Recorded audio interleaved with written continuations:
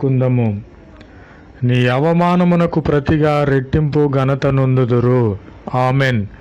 నీవు ఏ విషయములో అవమానము నొంది ఉన్నావు? నీ రోగము విషయములో అవమానము నొంది ఉన్నావా? నీ ఆర్థిక పరమైన అప్పుల విషయమై నీవు అవమానము నొంది ఉన్నావా? నీ శత్రువుల విషయమై నీవు అవమానము నొంది ఉన్నావా?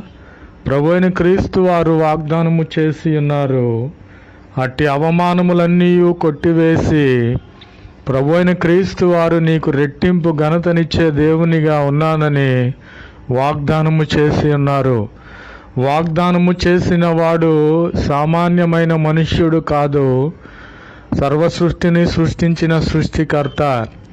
ఏదైతే చెబుతాడో, మనం ఏదైతే అడుగుతామో, మనం అడిగిన దానికంటే రెండంతలుగా మేలు చేసే దేవుడు. ప్రభునామమునకు స్తోత్రములు కలుగునుగాక.